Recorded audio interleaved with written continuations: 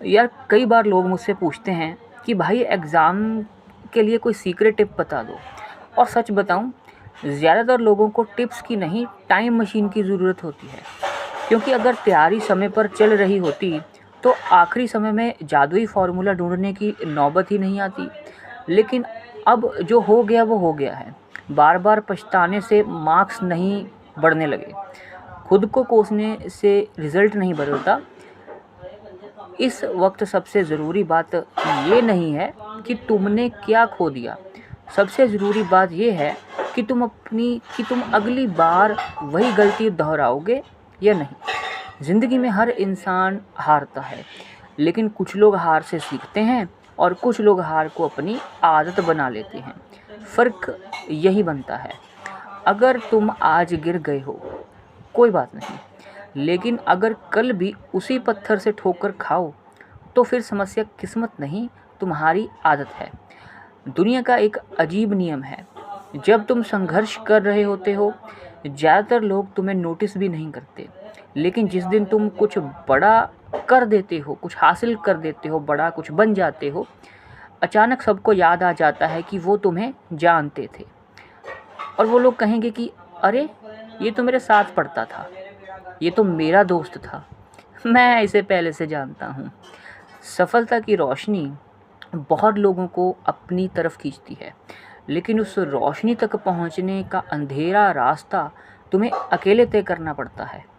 इसलिए कभी कभी खुद को दुनिया से थोड़ा दूर करना पड़ता है। थोड़ा कम शोर, थोड़ा कम बहाना, थोड़ा कम दिखावा और थोड़ा ज़्यादा काम। क्योंकि सपने बातें करने से नहीं, दोहराए गए प्रयासों से पूरे होते हैं, रेपिटिटिव एक्शन से। और एक बात हमेशा याद रखना कि कोई भी फील्ड छोटी नहीं होती, कोई भी स्किल बेकार नहीं होती। सवाल ये नहीं है कि तुम क्या कर रहे हो, सवाल ये है कि जो कर रहे हो उसमें कितने अच्छे हो। अगर किसी भी काम में तुम सबसे बेहतर लोगों में शामिल हो जाते हो तो मौके खुद तुम्हें ढूंढने लगते हैं।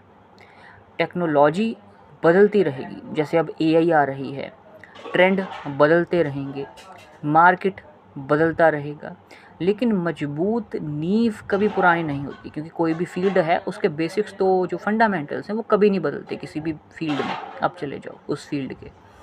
तो जो इंसान बेसिक्स पर पकड़ बना लेता है वो नए रास्तों पर चलने से नहीं डरता। वो एक स्किल से दूसरी स्किल में जा सकता है, एक इंडस्ट्री से दूसरी इंडस्ट्री में जा सकता है, क्योंकि उसकी ताकत टूल्स में नहीं छिपी हुई, उसकी समझ में होती है, समझ में। तो अभी जो भी स्थिति है उसे स्वीकार करो, बहाने मत ढूंढो, जो सहानुभूति है वो मत ढूंढो कि आपके ऊपर कोई दया करेगा, ठीक है, या आपको कोई सेव करने आएगा। बस खुद से एक वादा करो कि मैं वही गलती दूसरी बार नहीं दोहराऊंगा। यकीन मानो, यही एक फैसला तुम्हारी पूरी कहानी बदल सकता है। Thank you very much.